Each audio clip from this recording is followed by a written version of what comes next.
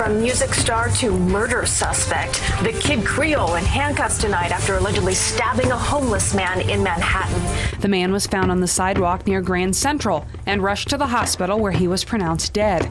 Sources tell us that surveillance video near the scene helped police identify him as their suspect. They say he and the victim argued, and Glover allegedly pulled out a weapon and stabbed the man twice in the chest and once in the stomach. Glover was known as the Kid Creole in the 80s group, Grandmaster Flash and the Furious Five, one of the most influential hip-hop groups of all time. Glover was taken into custody in the Bronx and charged with second-degree murder.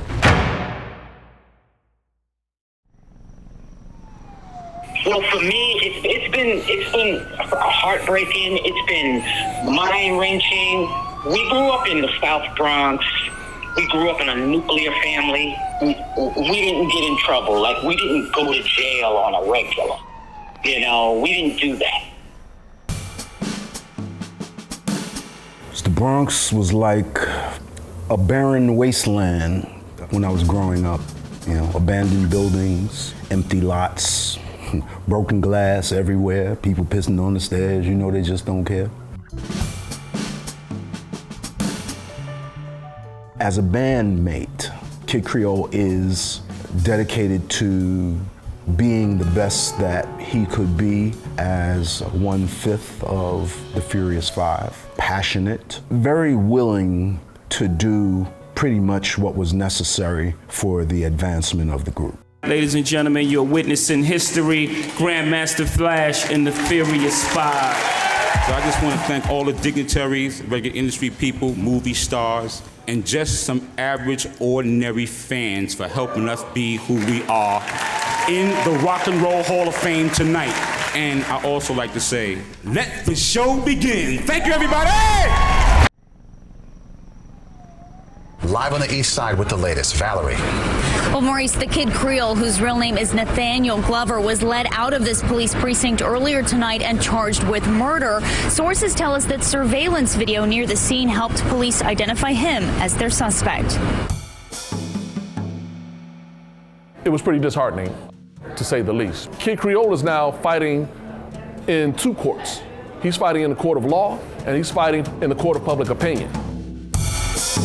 Again, I think this, sadly, may point to a different problem in hip-hop culture, and that is hip-hop's view of the LGBT community.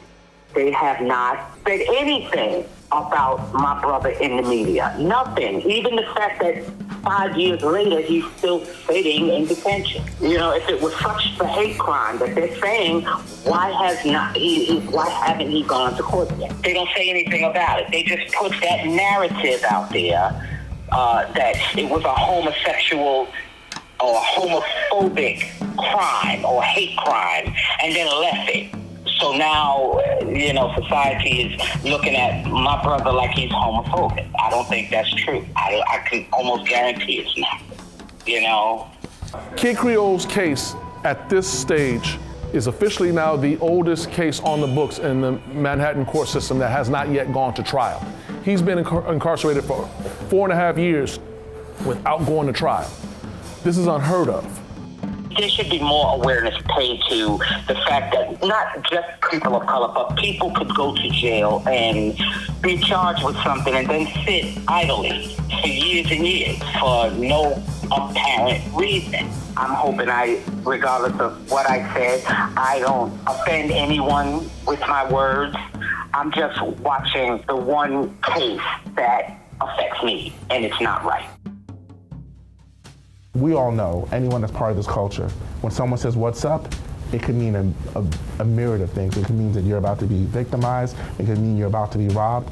But that's an assessment you have to do, especially living in a city like New York. This gentleman here was someone who was homeless, living in a shelter. He's approaching him late at night. So I think what Mr. Glover did is he tried to explain that, hey, this was my thought process. Number one, did he recognize me? Number two, is panhandling, he needs money. And number three, is he hitting on me? And I think what they did is they focused on that one part and tried to put a spin on it that wasn't necessary. When I first became incarcerated, they took me to Rikers Island. I was there for like around 2 weeks in August of 2017. Then I went to Brooklyn Detention in December of 2019, they moved us to Vernon C. Bain Center. The whole dynamic changed. Mostly like young cats came in, gang members. Now they grouped up. I can't adjust to this. We all have to be held accountable for our actions in life. No one is exempt from that. After that initial wave of press during the time of his arrest, the whole story got pretty quiet for a while, and I wondered what was going on. You know, what kind of society are we where we can allow something like this to happen? I like to believe that the pervasive mindset of our society should be one of fairness and justice. Hopefully, through our efforts, we can see that happen in this particular case. I'm not trying to adjust. To tell the truth, Mr. Williams, I can't adjust because I've been a free man for so long. Understanding how that was my life, you know, the things that I take for granted now, I truly miss. It's difficult for me to get up every day and know that resources of the criminal justice system are vast. And I have so little resources. I just have, you know, the people that care about me.